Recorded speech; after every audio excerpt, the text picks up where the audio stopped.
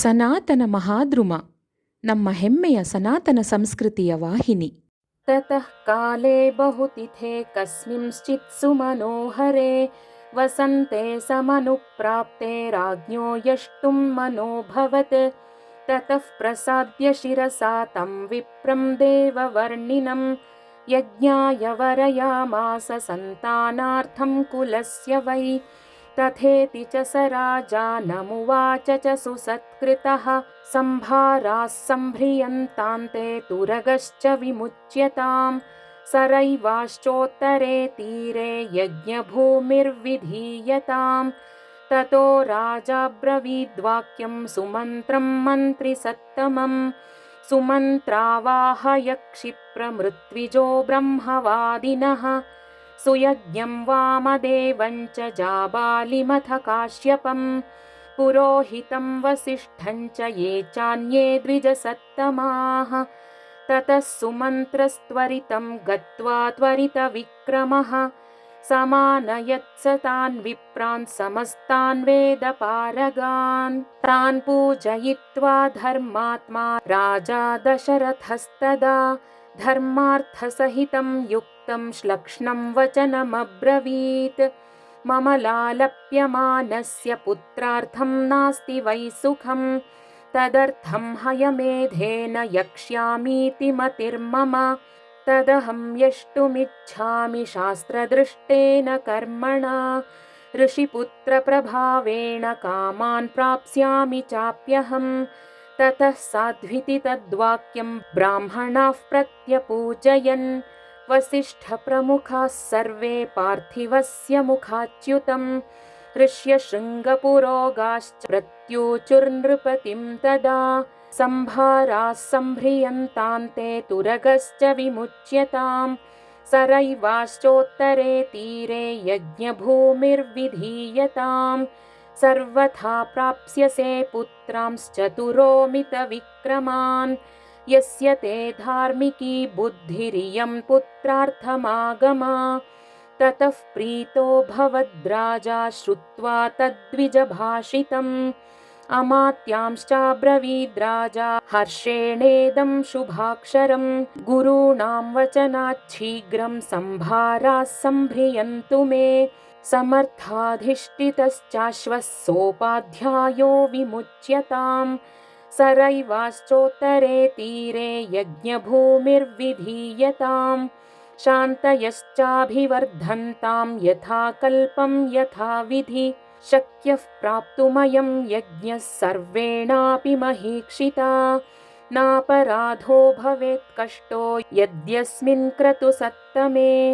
छिद्रं हि मृगयन्तेऽत्र विद्वांसो ब्रह्मराक्षसाः निहतस्य हि यज्ञस्य सद्यः कर्ता विनश्यति तद्यथा विधिपूर्वं मे क्रतुरेष समाप्यते तथा विधानं क्रियतां समर्थाः करणेष्विह तथेति च ततः सर्वे मन्त्रिणः प्रत्यपूजयन् पार्थिवेन्द्रस्य तद्वाक्यं यथाज्ञप्तमकुर्वत ततो द्विजास्ते धर्मज्ञमस्तुवन् पार्थिवर्षभम् अनुज्ञातास्ततः सर्वे पुनर्जग्मुर्यथागतं गतेष्वथ द्विजाग्र्येषु मन्त्रिणस्तान्नराधिपः विसर्जयित्वा स्वं वेश्म प्रविवेश महाद्युतिः।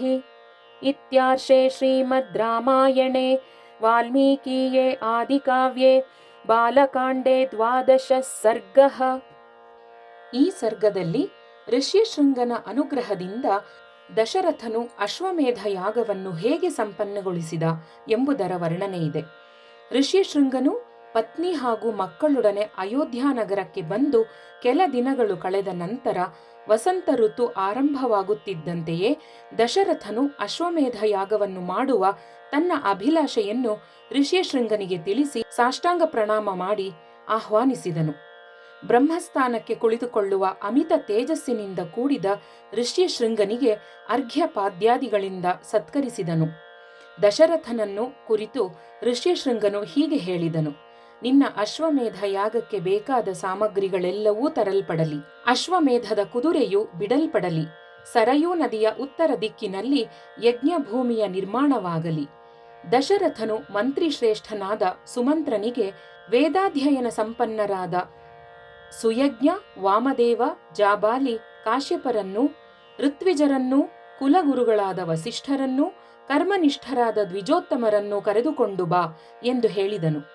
ಸುಮಂತ್ರನು ರಾಜಾಜ್ಞೆಯನ್ನು ಅನುಸರಿಸಿದನು. ದಶರಥನು, ಬ್ರಾಹ್ಮಣೋತ್ತಮರೇ, ಪುತ್ರಾರ್ಥವಾಗಿ ಪ್ರತಿದಿನವೂ ಹಂಬಲಿಸುತ್ತಿರುವ ನನಗೆ ಸುಖವೇ ಇಲ್ಲದಂತಾಗಿದೆ. ಆದ್ದರಿಂದ ಅಶ್ವಮೇಧ ಯಾಗವನ್ನು ಋಷ್ಯಶೃಂಗನ ಪ್ರಭಾವದಿಂದ ಮಾಡಿ ನನ್ನ ಇಷ್ಟಾರ್ಥ ಪೂರೈಸಿಕೊಳ್ಳುವ ಇಚ್ಛೆ ಇದೆ ಎಂದು ದ್ವಿಜೋತ್ತಮರಿಗೆ ಹೇಳಿದನು. ದ್ವಿಜೋತ್ತಮರೆಲ್ಲರೂ ಅಸ್ತು ಅಸ್ತು ಎಂದು ಶುಭ ಹಾರೈಸಿ, ಖಂಡಿತವಾಗಿಯೂ ನಿನಗೆ ವಂಶೋದ್ಧಾರಕರಾದ ಪುತ್ರರು ಜನಿಸುವರು ಎಂದು ಆಶೀರ್ವದಿಸಿದರು. ದಶರಥನು ಅಮಾತ್ಯರನ್ನು ಕರೆಸಿ, ಕುಲಗುರುಗಳು ಋಷ್ಯಶೃಂಗರು ಹೇಳಿದಂತೆಯೇ ಯಜ್ಞದ ಸಿದ್ಧತೆಗಳು ನಡೆಯಲಿ. ಯಜ್ಞದಲ್ಲಿ ಸ್ವಲ್ಪ ವ್ಯತ್ಯಾಸವಾದರೂ ಬ್ರಹ್ಮರಾಕ್ಷಸರು ಯಜ್ಞವನ್ನು ನಾಶಗೊಳಿಸುತ್ತಾರೆ. ಇದರಿಂದ ಯಜಮಾನ ಅವನತಿ ಹೊಂದುತ್ತಾನೆ. ಅನರ್ಥಗಳೇನೂ ನಡೆಯದಂತೆ ಎಚ್ಚರಿಕೆ ವಹಿಸಿ.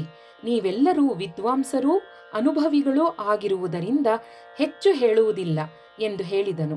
ಅಮಾತ್ಯರು, ದ್ವಿಜರೆಲ್ಲರೂ ರಾಜನ ಅನುಜ್ಞೆಯನ್ನು ಪಡೆದು ತಮ್ಮ ಕಾರ್ಯಗಳಿಗೆ ತೆರಳಿದರು. ಧನ್ಯವಾದಗಳು. ಹೆಚ್ಚಿನ ವಿಡಿಯೋ ಅಪ್ಡೇಟ್ಗಳಿಗಾಗಿ ನಮ್ಮ ಚಾನಲ್ಗೆ ಸಬ್ಸ್ಕ್ರೈಬ್ ಆಗಿ.